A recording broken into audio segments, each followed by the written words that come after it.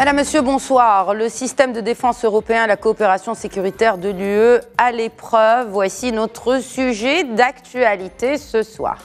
Aspide, traduisez pour les non-hellénisants, bouclier. Aspide, c'est le nom de l'opération maritime que mènent les Européens en ce moment même en mer Rouge pour, je cite, protéger le fret maritime des attaques Houthis. Le chef de la diplomatie européenne, Joseph Borrell, insiste sur le caractère défensif de cette mission. L'Europe se défend aussi d'une menace qui frappe à ses portes depuis 2 ans, presque jour pour jour. La défense européenne est une nouvelle fois à l'épreuve et cette fois, l'épreuve est financière. Les dépenses militaires européennes ont atteint en 2023 360 milliards d'euros contre 843 pour les États-Unis. Argument de taille qui n'a pas échappé à l'ancien président américain. Lors d'un meeting de campagne la semaine dernière en Caroline du Sud, Donald Trump secoue l'Europe entière. Pour Trump, les États-Unis pourraient ne pas intervenir en cas d'attaque russe contre des membres de l'Organisation de traité de l'Atlantique Nord ou OTAN, qui ne contribuent pas suffisamment à l'Alliance. L'an dernier, le budget de la défense américaine représentait plus de 67% de l'ensemble des dépenses militaires des pays de l'OTAN. Et ça, c'est selon l'organisation même.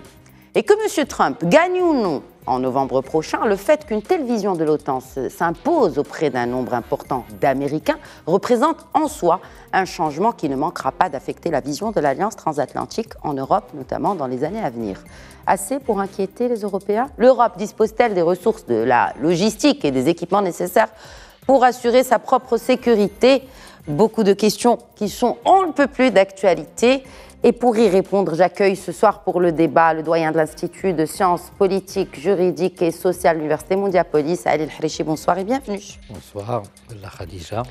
Avec nous également sur le plateau de questions d'actu, l'expert en relations internationales et en géostratégie, Cheikh Khabiroudani. Bonsoir. Bonsoir Khadija et merci beaucoup pour l'invitation. Merci à vous de l'accepter, c'est un sujet vraiment d'actualité aujourd'hui. Oui, vraiment d'actualité et je pense qu'il y a beaucoup de choses à dire sur ce sujet. C'est sûr, pourvu que les 52 minutes nous suffisent. Se joint à nous depuis Paris le président de l'Institut Prospective et Sécurité en Europe, Emmanuel Dupuis. Bonsoir. Bonsoir Khadija, bonsoir à nos invités. Merci de vous joindre à nous. Et nous partons tout de suite à Abu Dhabi. Se joint à nous depuis Abu Dhabi, Mohamed Badine El-Yatioui, professeur d'études stratégiques au Collège de Défense. Bonsoir Mohamed Badine El-Yatioui. Un plaisir renouvelé de vous accueillir. Bonsoir et un plaisir d'être avec vous ce soir, la Khadija, et bonsoir à tous mes collègues. Marhaba. Bonsoir. Non, je ne vous protégerai pas. En fait, je les encouragerai à faire ce qu'ils veulent. Vous devez payer vos factures. Dixit Donald Trump. Messieurs, les Américains protègent-ils l'Europe? Dans une certaine mesure, oui. Déjà, l'Europe, avec tout ce qui se passe entre la Russie et l'Ukraine, nous savons que les États-Unis ont déployé beaucoup de forces, vous avez cité des chiffres d'armement et d'argent déployé par rapport à cette guerre où les États-Unis soutiennent, bien sûr, l'Occident soutient l'Ukraine.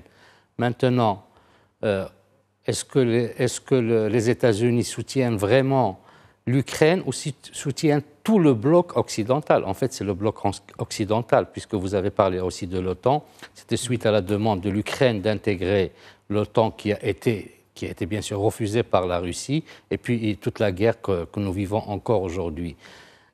Mais, comme j'ai dit, dans une certaine mesure, à un certain moment, est-ce que les Européens ont participé de la même manière que les Américains à cette guerre? Nous avons vu qu'au niveau européen, il y avait, bien sûr, l'Europe participe, mais il y avait des voix qui disaient que l'Europe n'avait pas à intervenir dans ce conflit d'une manière directe ou d'une manière où la souveraineté européenne ou de certains États européens soit mise à l'épreuve face à la Russie, étant donné qu'il y a un autre intérêt, c'est l'intérêt énergétique.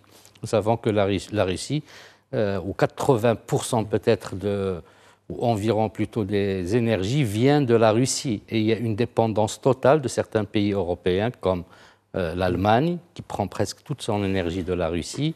Maintenant, ils ont un accord aussi avec le Qatar, mais qui n'a pas encore commencé. L'Italie et beaucoup de pays. Donc, les États-Unis soutiennent l'Europe dans une certaine mesure. Et ça nous rappelle le Rhineland de la politique étrangère. Donc, qui domine l'Eurasie peut dominer le monde. Donc en soutenant l'Europe, comme il l'a fait depuis le plan Marshall et depuis la Deuxième, la Seconde Guerre mondiale, c'est une manière d'avoir un blocage par rapport à tout ce qui vient de l'Est. Avant, c'était idéologique. Aujourd'hui, c'est beaucoup plus économique et de positionnement dans le monde avec l'émergence d'autres puissances telles que la Chine et autres. Donc oui, les États-Unis soutiennent l'Europe, mais en même temps, elle se protège en soutenant l'Europe, en gardant ses alliés, puisqu'il y a une diversification, un multipartenariat dans le monde aujourd'hui.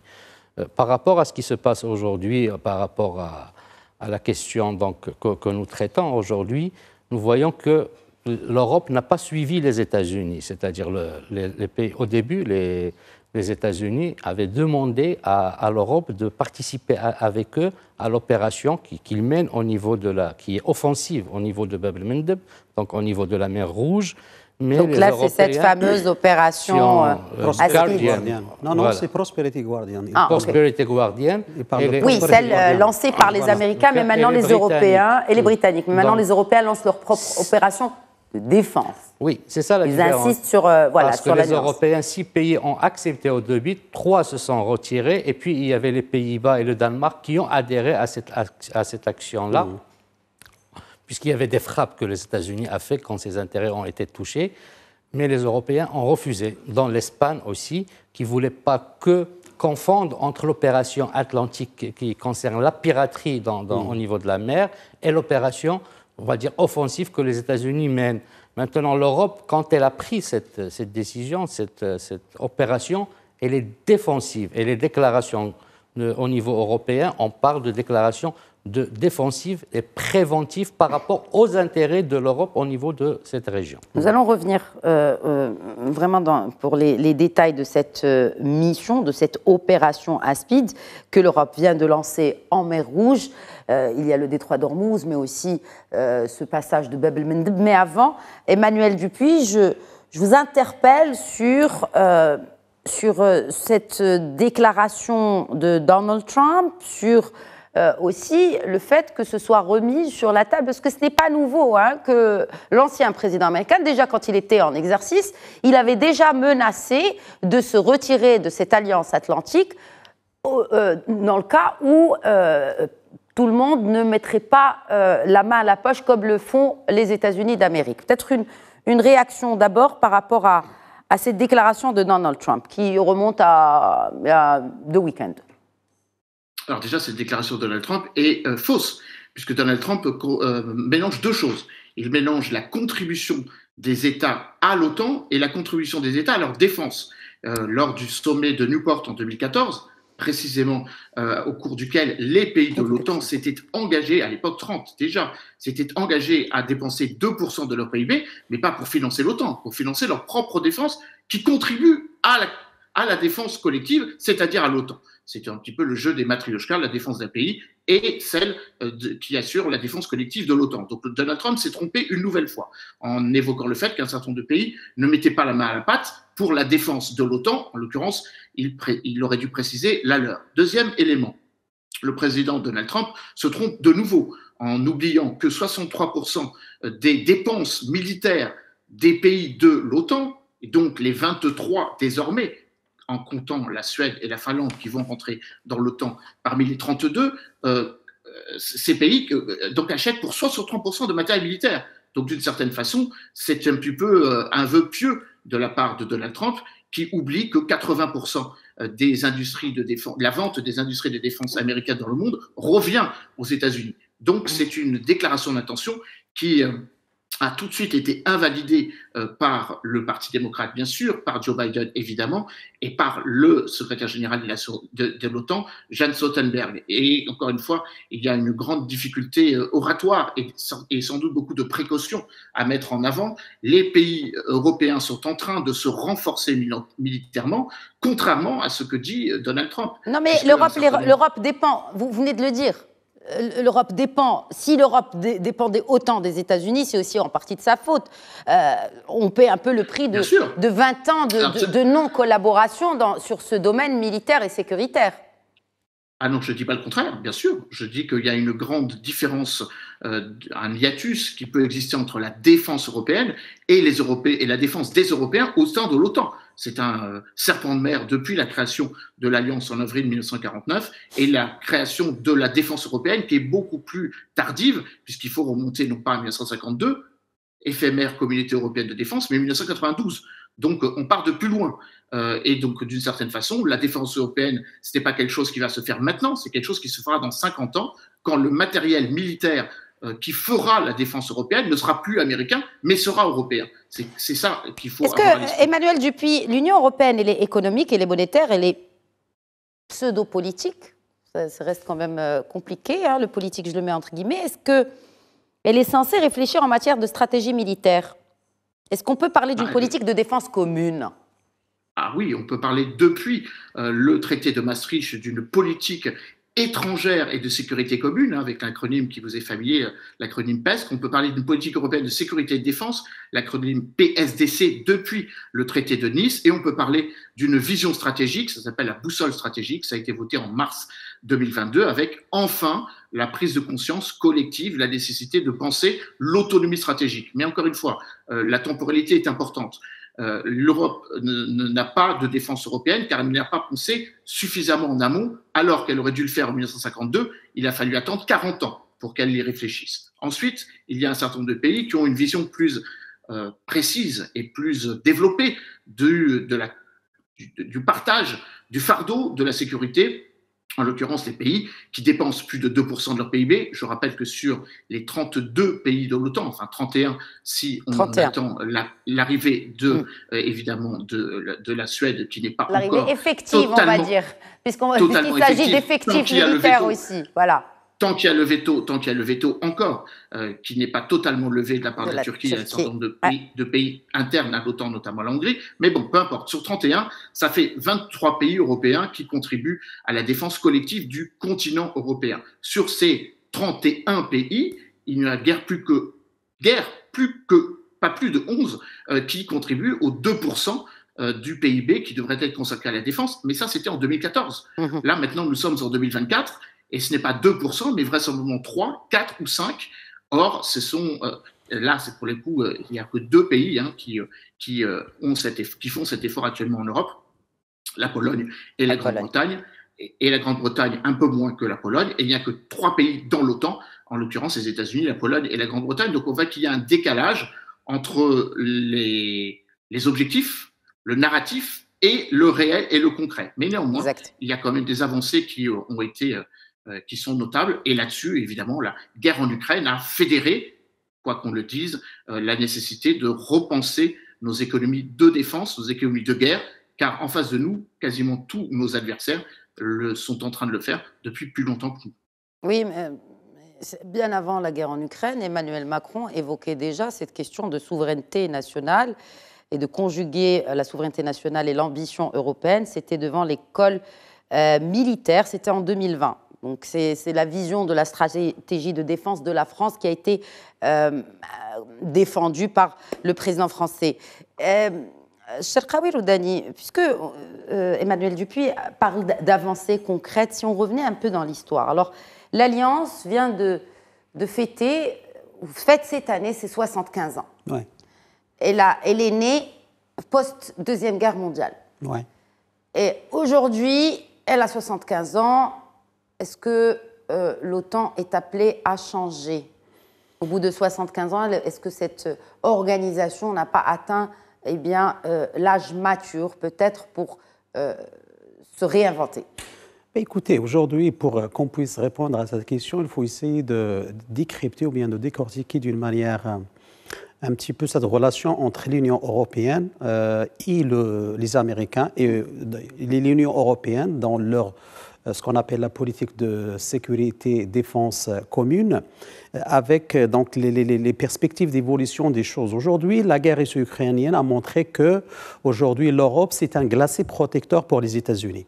Donc aujourd'hui, le parapluie sécuritaire américain, c'est un parapluie qui est pragmatique. Ce n'est pas pour les beaux yeux des Européens et des Européennes, mais c'est un parapluie qui rentre dans une stratégie globale de remodélisation menée par les Américains sur des axes à l'échelle internationale. Tout à l'heure, notre ami Harishi, il parle de Rimland. Moi, je peux parler de Heartland, donc cette Eurasie qui est très, très important dans l'architecture du système et de défense à l'échelle internationale. Donc, quand vous parlez, par exemple, de l'océan Indien, on parle de 40% de commerce qui intéresse l'Union européenne, par exemple la mer Rouge vers le détroit de Medneb, on parle de 12% du commerce international. Donc on parle de ce qu'on appelle une vision de maritimisation ou bien d'aéronavale américaine qui va vers la sécurisation de ses intérêts stratégiques vitaux dans la région et la sous-région. D'ailleurs, aujourd'hui, lorsqu'on parle de l'OTAN, ou bien on parle de cette relation entre l'Union européenne et l'OTAN, on parle par exemple de l'opération Atlantide. L'opération Atlantide qui a été menée par la frégate espagnole Victoria a refusé de s'intégrer de ce qu'on appelle la Prosperity Guardian, cette opération américaine qui mène les Américains contre les Houthis dans la mer Rouge. Les Espagnols, ils ont refusé catégoriquement, d'accord, que l'Union européenne s'engage davantage avec les Américains dans la mise en place de cette stratégie dans la mer Rouge. Et ils ont dit que l'opération Atlantide va rester dans la mer Aden et dans l'océan Indien. Et ça montre aujourd'hui qu'il y a vraiment une discorde, une dislocation, si vous acceptez le terme, une déliquescence vraiment très puissante entre les pays membres de l'OTAN. L'OTAN aujourd'hui dans sa mission... Déjà entre les pays européens en sachant que 75% des pays de l'OTAN sont européens, il y en a 22 sur 31 quand même qui sont européens. Et c'est une question aussi d'investissement de budget. Par exemple, quand vous parlez de l'article 5 de l'OTAN, quand vous parlez par exemple de l'article 42 qui gère la politique sécuritaire de défense commune de l'Union européenne. Il y a toute une contradiction, deux visions qui sont totalement différentes. L'Union européenne aujourd'hui, il est dans une vision ambitieuse de mettre en place cette politique de sécurité et de défense commune, mais il n'a pas les moyens. D'ailleurs, lorsqu'on parle du moyens financiers ou des moyens humains? Les moyens. En termes d'armée, combien peut... Au niveau de stratégie militaire, d'ailleurs, des doctrines militaires, c'est diffère d'un pays à l'autre. La force de projection de la France, ça n'a rien à voir avec la Belgique. D'ailleurs, la France, la perception doctrinale au niveau de commandement, au niveau de l'art opératique stratégique, de planification, de commandement avancé, entre la France et l'Allemagne, c'est diamétralement opposé. Donc, je pense aujourd'hui, même au niveau des alliances, par exemple, ça fait longtemps qu'on voit que l'Allemagne, avec certains pays, adhère à une vision de la politique de sécurité de défense commune. Mais il y a d'autres pays au sein de l'Union européenne qui refusent, qui disent que l'OTAN, c'est le seul parapluie qui est capable de nous protéger d'une frappe. Qu'est-ce que c'est OTAN? Quand je dis qu'il y a une reconfiguration de l'OTAN, est-ce que cette OTAN va... Est-ce que l'Amérique déjà peut se retirer? C'est la pièce maîtresse de cette organisation. Mais c'est impossible que les États-Unis. Les États-Unis, il a des intérêts stratégiques. Pour elle, le bourreau, comme on vient de dire, c'est le glacé protecteur. C'est-à-dire de qui? De la Russie? Des États-Unis, dans la région. Dans la région, c'est-à-dire un protecteur de quoi? Protecteur contre... L'Europe protège les Américains de qui? Parce qu'on a commencé par poser la question, est-ce que les Américains protègent l'Europe? Mais l'Europe protège du coup les Américains de quoi? De quelle menace? De la Russie. Et donc la guerre russo-ukrainienne a montré à quel point la Russie joue un rôle dans n'importe quelle doctrine militaire américaine. Par exemple, quand on parle de l'Indo-Pacifique, on parle de la Russie, n'oublions pas aussi la Chine, n'oublions pas la France. Elle a des territoires dans l'océan Indien. Et de là, on peut comprendre pourquoi les Américains, ils ont besoin de la France, ils ont besoin de la force française, ils ont besoin des porte-avions françaises pour accompagner les Américains pour la sécurisation de plusieurs détroits qui sont très, très importants pour le commerce international et pour les intérêts stratégiques américains. D'ailleurs, on voit par exemple comment les Européens ont manifesté leur perception qui est totalement un petit peu différente par rapport aux Américains sur la question par exemple de détroit de Taïwan. Donc, et de là, je pense que l'OTAN, effectivement, aujourd'hui, il est arrivé à un point surréaliste et il est appelé à être inventé avec d'autres logiques et avec d'autres aussi objectifs, que ce soit stratégiques ou bien géostratégiques, étant donné aujourd'hui que les deux doctrines qui gèrent l'OTAN avec les pays européens, c'est la doctrine, la doctrine géopolitique du Nord Atlantique avec l'Indo-Pacifique. Mohamed Badiliati, oui, on parle de défense, on ne peut pas parler de défense sans parler des entreprises de défense. Est-ce que tout le monde s'accorde à dire que les entreprises de défense européennes devraient collaborer avec leurs homologues américaines? Est-ce que c'est faisable déjà? Parce que personne n'a vraiment compris comment. Et aussi, pourquoi les entreprises européennes n'arrivent pas à rivaliser avec les géants américains? Alors, il y a plusieurs questions intéressantes. La première, est-ce que c'est l'intérêt des Européens déjà de collaborer avec les entreprises américaines?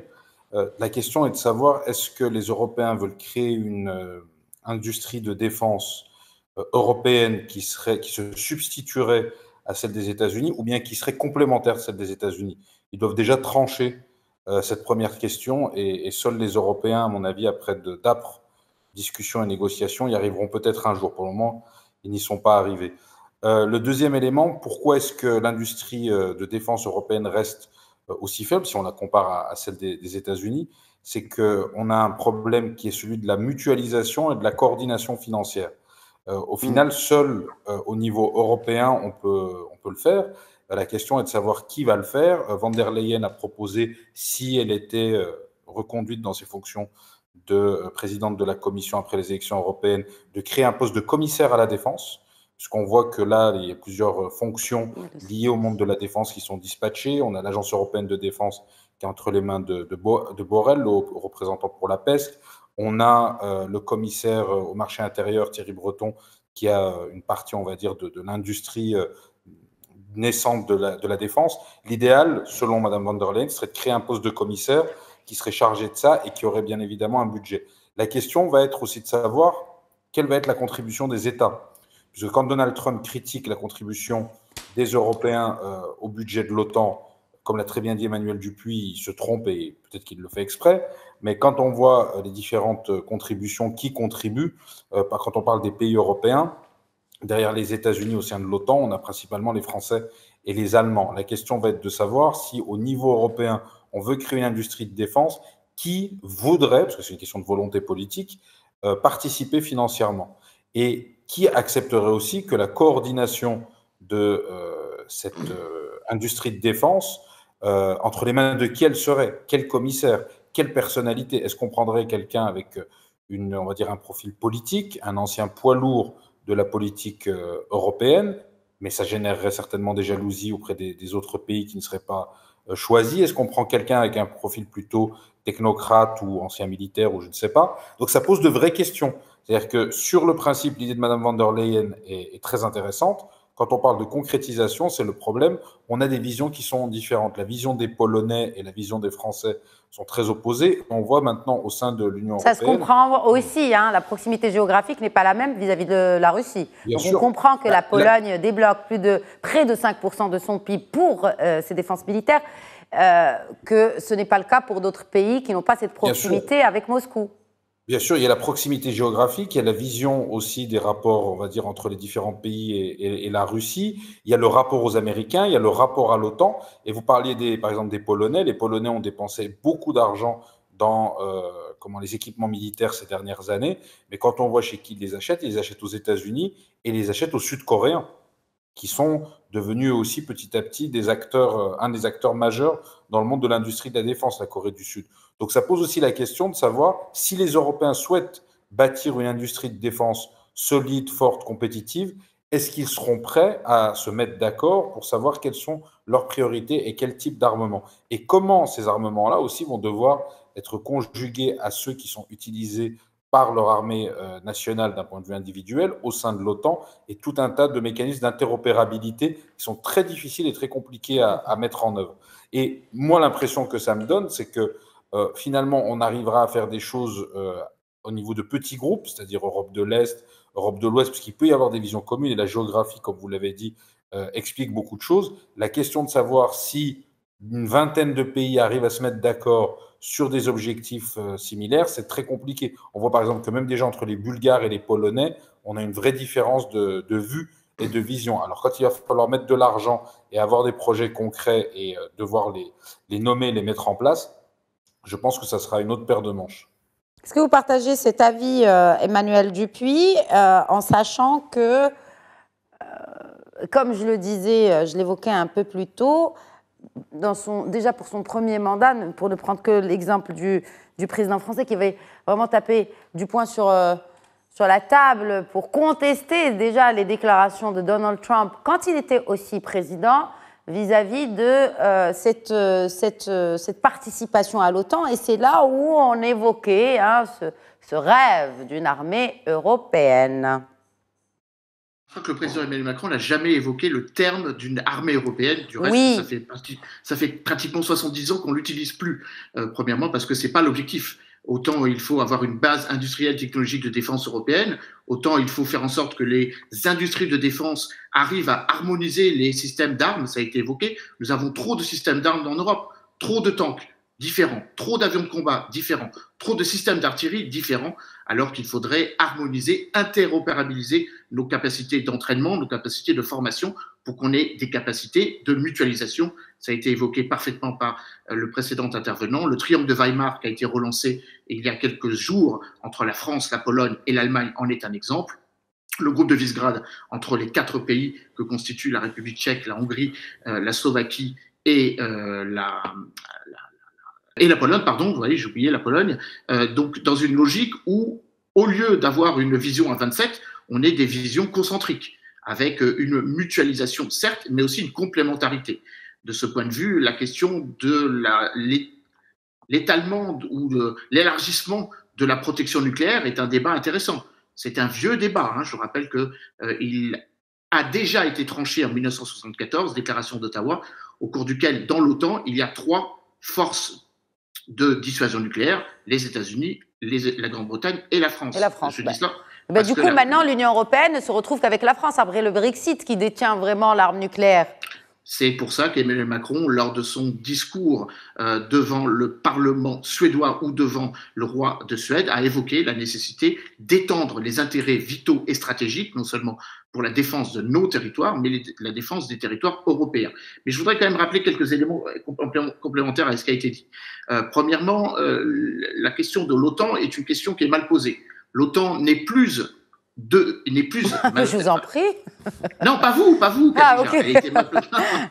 Excusez-moi. C'est pas vous qui l'avez mal posée. Elle est mal posée en général. Ouais. Depuis avril 1949, la coopération euro-atlantique a changé de géographie.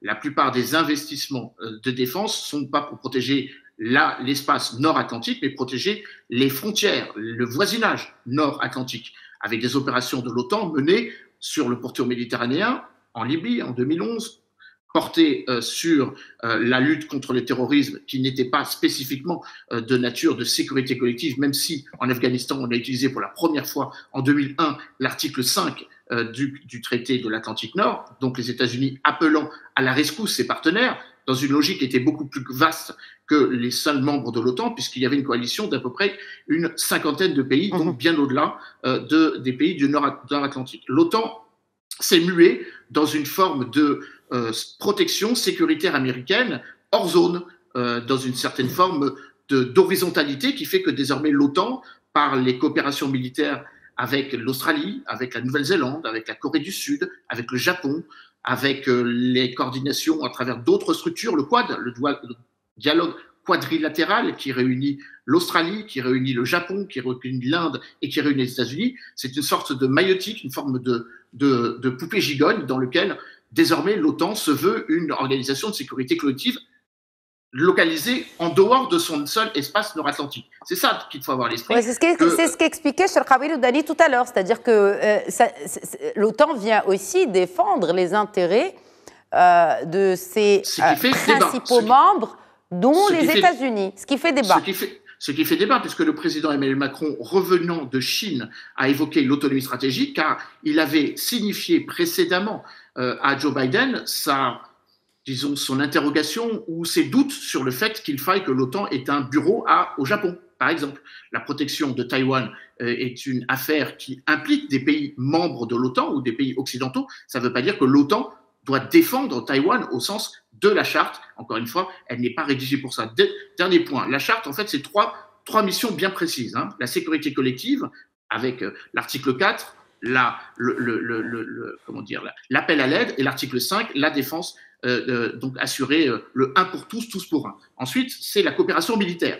Et de ce point de vue, les Américains n'ont aucun intérêt à sortir de l'OTAN parce que ça leur permet de rationaliser et de mutualiser les coûts des opérations qui du coup ne sont plus menées seulement par les États-Unis. Je vous rappelle que les États-Unis étaient furieux que des pays de l'OTAN ne soutiennent pas l'opération militaire qu'ils ont lancée en Irak en 2004 pour une raison double, la finalité et le coût de l'opération qui du coup était moins mutualisé. Et puis le troisième élément, c'est la lutte contre les nouvelles formes de conflictualité. Et de ce point de vue, l'OTAN est là pour le coup particulièrement pertinente. L'hybridité des conflits, la volatilité de nos adversaires, la lutte contre le terrorisme, la lutte contre la piraterie internationale, désormais la lutte contre des proxys, hein, c'est pas autre chose que ce qui est en train de se passer en mer Rouge. Et donc d'une certaine façon, paradoxalement, ça revitalise l'OTAN et ça invalide totalement la volonté du président, l'ancien président, peut-être futur président, de sortir un jour de l'OTAN.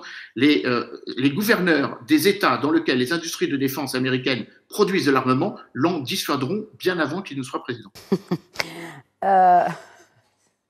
Bien avant qu'il ne soit président. On verra ça si effectivement en novembre c'est bien Donald Trump. Mais en tout cas, une qui se représente à sa propre réélection, c'est Madame von der Leyen. C'était prévisible? Juste entre parenthèses, et puis on finira Ali El-Harichi. Non, mais on va dire tout ce qui est factuel, tout ce qui est conjoncturel a fait que Mme von der Leyen se représente. Et en fait, tout ce qui est conjoncturel, on aurait cru qu'elle ne se représenterait pas, compte tenu de sa cote de popularité, on va dire, qui a quand même pris un sérieux coup, avec déjà la Covid, ensuite la guerre en Ukraine. Oui, quand il y a des crises qui arrivent, c'est à ce moment-là que les gens tiennent à être debout, à rester debout, à aller en avant. Et je pense que ça permet, même lors des élections présidentielles, la guerre est un instrument qui permet les élections. Ça devient un enjeu électoral. Maintenant, il y a la guerre défensive, il y a la guerre en Ukraine qui concerne l'Europe. Bon, vous avez parlé aussi de Covid. Donc, c'était peut-être pas prévisible, mais tout ce qui s'est passé pendant ces 3-4 dernières années pousse, je pense, Madame von der Leyen à se représenter pour son poste. Et pour revenir à la question justement de cette OTAN, de ce système de défense européen qui montre aujourd'hui des ambitions, mais a-t-il vraiment les moyens de ces ambitions? Parce que, in fine, le débat il est sur des moyens financiers. On l'a vu avec le veto du Congrès américain des aides pour débloquer les aides pour l'Ukraine. On a vu que même le président Zelensky avoue aujourd'hui que la situation est difficile sur le terrain parce qu'il n'y a plus de fonds. Donc, est-ce que c'est plus une question d'argent? Oui, d'abord. Puisque elle est de souveraineté. Il y a deux questions qui peuvent se poser. Il y a la question d'argent. Ça coûte cher. La guerre, ça a coûté cher pour les Américains. Mais les Américains ont gagné sur la guerre en Russie et en Ukraine. Ils ont gagné. Bien sûr, ils ont gagné dans le sens où les Américains, ils vendent des armes. C'est-à-dire, ils prêtent de l'argent pour l'Ukraine. Ce n'est pas des dons qu'ils donnent à l'Ukraine. Les Américains, en même temps, quand il y a eu le développement du Il y a eu des dons quand même, mais pas que ce ne sont pas tous sous forme de prêts. Détrompez-moi, corrigez-moi si je me trompe. Certainement, il y a eu des dons, mais il y a des prêts et les États-Unis, ils gagnent dans le sens où il y a aussi le GNL, c'est-à-dire le gaz naturel liquéfié, c'est-à-dire les Américains deviennent un fournisseur aussi de l'Europe par rapport à, c'est-à-dire une alternative par rapport au gaz russe. Les Américains, ils ont gagné, on va dire, je ne dirais pas en notoriété, mais les défenseurs c'est-à-dire du monde libre contre ce qu'ils considèrent comme un empiètement sur la souveraineté d'un État qui est l'Ukraine. La démocratie. Donc tout cela, c'est les Américains, ils gagnent sur ça. Maintenant, ça coûte cher, oui, mais la guerre est un instrument, est un moyen qui permet de préserver les intérêts. Je pense que les Européens et les Américains, ils ont deux visions de la guerre aujourd'hui. Je pense que cela a été dit. Les Américains, ils ont des intérêts. Vous avez bien parlé de l'Asie, enfin, l'Asie, c'est plus l'Asie-Pacifique. L'Indo-Pacifique. Oui, ce qu'avait fait Obama du temps en allant en Asie, c'est-à-dire pour essayer de défendre les intérêts, ça en 2008-2010, défendre les intérêts des Américains, mais la présence des Américains, elle est là pour défendre tout ce qui se passe dans l'Indo-Pacifique, c'est-à-dire ses intérêts contre une autre puissance émergente qui est la Chine. Maintenant, les intérêts des États-Unis, ils sont aussi dans cette région-là. Et dans cette région-là pour deux raisons. D'abord, d'une raison, on va dire, économique, puisque le transit mondial ou le commerce mondial passe à 30% à 20% par la région de Bab el-Mandeb, donc, et ça coûte cher que ce transit-là, ça coûte cher aux Européens surtout, il faut le dire, mais ça coûte aussi cher au commerce mondial.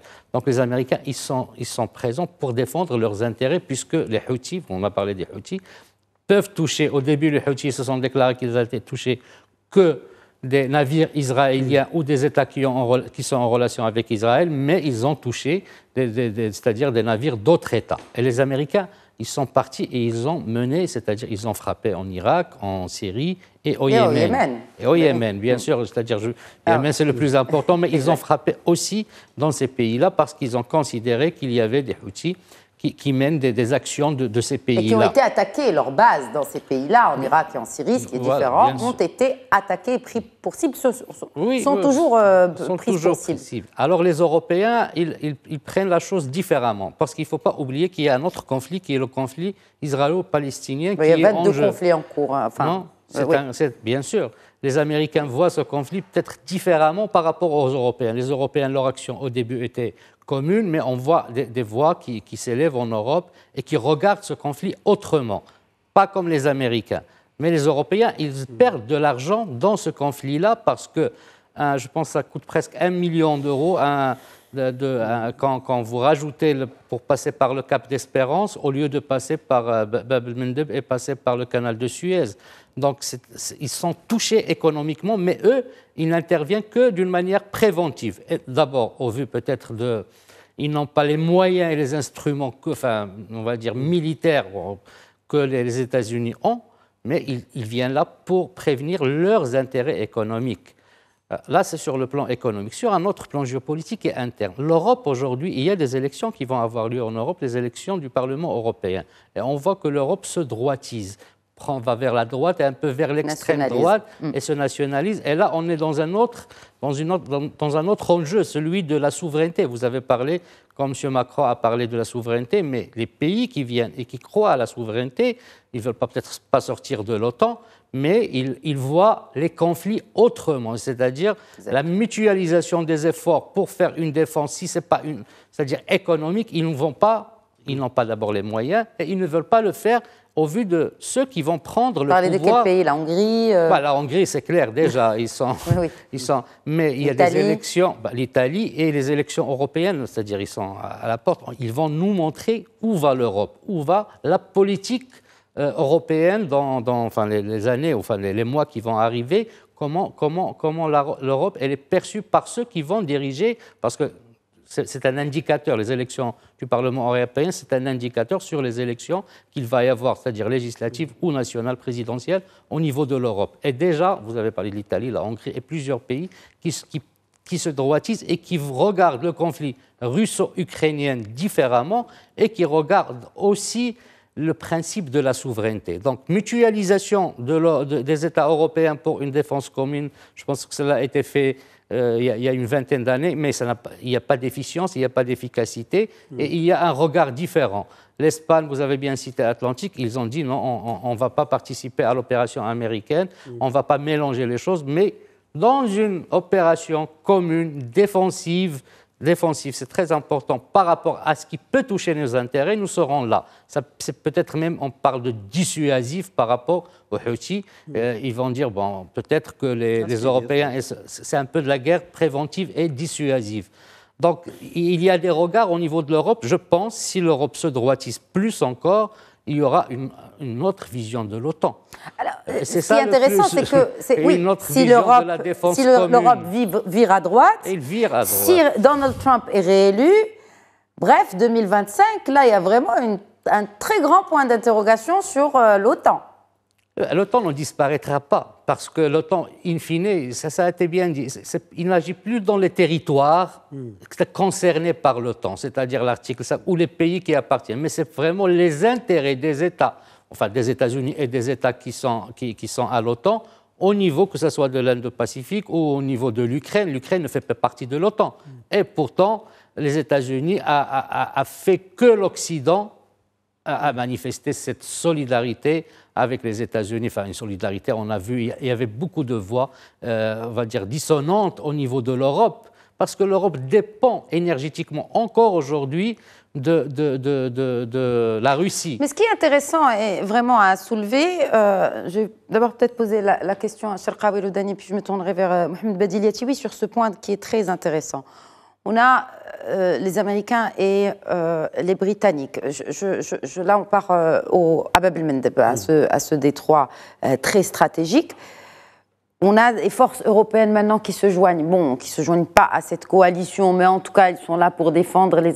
Comment cela se fait-il qu'il y a autant d'armées à pied d'œuvre qui tremblent devant des Houthis qui n'ont pas, ce n'est pas vraiment une armée, et qui a autant d'impact sur autant de pays occidentaux avec les puissances que l'on leur connaît Bon, la première chose qui est très importante qu'il faut souligner, c'est que la mer Rouge, c'est une zone qui est un petit peu très compliquée.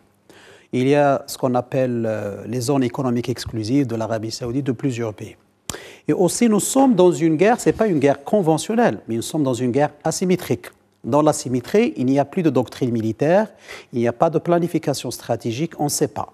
Donc parfois, aussi les Houthis, n'oublions pas qu'il y a d'autres proxys qui travaillent avec les Houthis, qui font partie de la garde révolutionnaire iranienne, qui travaillent aussi pour, secouer donc cette maritimisation. Mais ils y arrivent. Alors, est-ce que il n'est pas temps, je ne suis pas en train de des conseils de guerre, mais c'est à se poser la question, est-ce qu'il n'est pas temps, quand on parle de la reconfiguration mondiale et aussi de repenser ce modèle de l'OTAN, de repenser aussi ce modèle de guerre, parce que cette guerre qui coûte 2 francs 6 sous aux Yéménites, elle a son effet, et l'effet escompté. Et là, littéralement, bouleverser, disrupter le commerce mondial. Oui, tout à fait. Et affectant en premier lieu ces pays occidentaux. Effectivement, mais il y a une chose qui est importante, c'est qu'aujourd'hui, dans certaines zones stratégiques comme la mer Rouge, comme le continent africain, l'armée, dans le sens de la stratégie, c'est une force de dissuasion. C'est-à-dire, lorsque nous avons conçu... Mais voilà, on conçoit pas... Non, mais dans une guerre conventionnelle. Ce n'est pas une guerre asymétrique. Nous sommes dans une guerre asymétrique.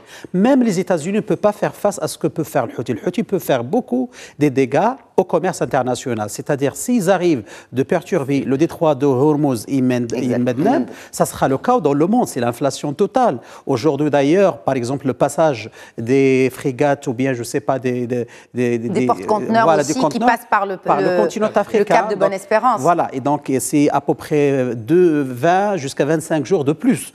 Donc ça coûte beaucoup d'argent pour les sociétés et aussi pour les prix du produit. Donc de fait, aujourd'hui, nous sommes vraiment dans une situation qui pourrait générer des chaos total dans la région et la sous-région.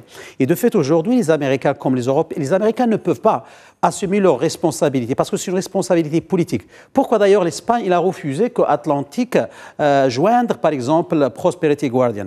C'est parce que tout simplement, vous avez la deuxième partie de la coalition de Sanchez en Espagne, c'est un parti qui se marque contre les Américains, contre la vision et la perception des Américains sur la question de la Palestine, sur la question de Gaza. D'ailleurs, la vice-présidente de Sanchez, elle a fait toute une déclaration qui est vraiment... Il a dit que les Américains et les Occidentaux sont des hypocrites, c'est-à-dire que pour essayer de s'organiser, pour sécuriser les couloirs maritimes ou commerciaux, donc on n'a pas besoin d'assez de temps. Et pour secourir des Gazaouis, donc on a besoin du Conseil de sécurité des Nations Unies. Et d'ailleurs, ça montre qu'il y a la politique qui est mélangée avec le stratégique. Donc et tout ça montre que ces opérations, d'ailleurs cette opération même Aspidis, c'est ça? Aspidis Protector, d'accord? D'ailleurs, c'est une opération qui ne va pas réussir. Pour plusieurs raisons, d'accord?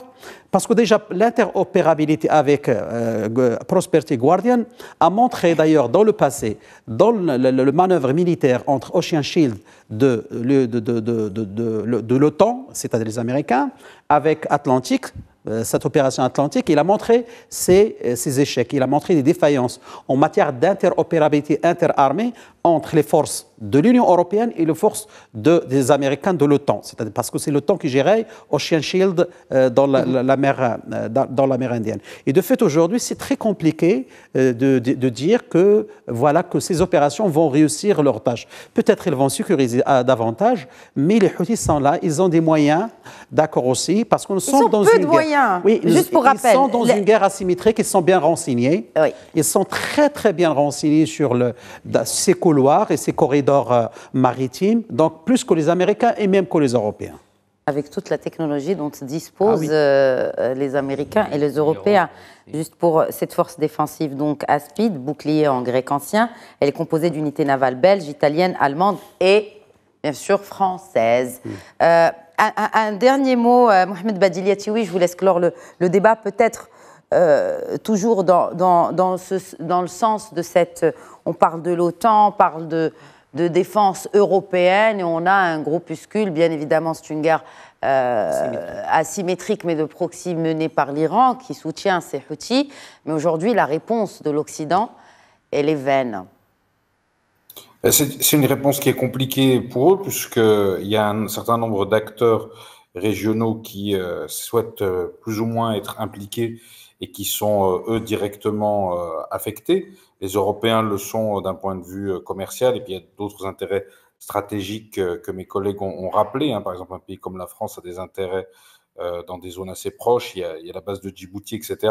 Mais pour conclure rapidement, on voit que les Européens et les Occidentaux en général sont dans une situation très délicate, puisqu'ils essayent de mettre en œuvre une forme de coercition vis-à-vis des Houthis, les Houthis qui sont supportés par Téhéran et avec aussi toute la technologie qui va avec et la capacité à chaque fois à surprendre quelque part leurs adversaires et leurs ennemis. Et donc là, on est face à une conséquence de ce qui se passe à Gaza depuis plusieurs mois, avec un risque, et c'est déjà le cas, des pays qui sont directement affectés, le commerce international qui est troublé.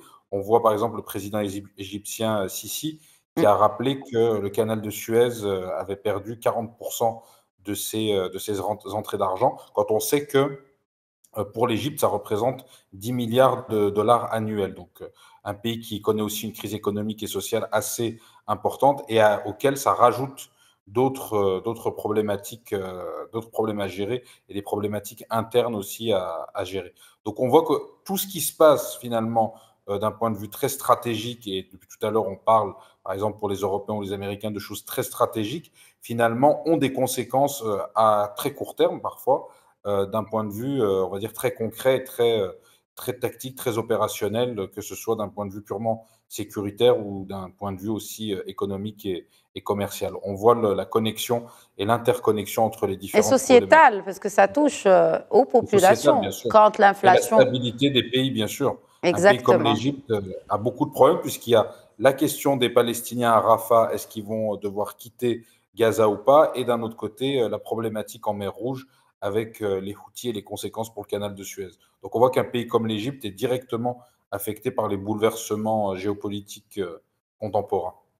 Merci beaucoup. Un dernier mot, Emmanuel Dupuy, mais oui, brièvement. Alors, très, très brièvement. Je crois que ce qui se passe en mer Rouge ne concerne pas seulement que les pays occidentaux. Ça concerne tous les pays qui sont impactés par le dérèglement des flux commerciaux qui commencent évidemment avec les principaux intéressés, c'est-à-dire les pays asiatiques. D'ailleurs, il ne faut pas s'étonner que la Chine regarde d'un très bon intérêt qu'il y ait une mobilisation militaire dans la région. Elle l'avait fait déjà lors de la précédente opération, car l'opération Aspides, peu importe la prononciation, ressemble étrangement à une opération qui existe depuis 2008, ça s'appelle l'opération Atalante, donc de protection du détroit de Bab el-Medeb, des côtes somaliennes, et évidemment pour assurer la fluidité des trafics. Pour répondre à votre question, le grand traumatisme des armées occidentales, c'est qu'elles ont face à elles des acteurs qui ne sont pas de la même intensité qu'elles.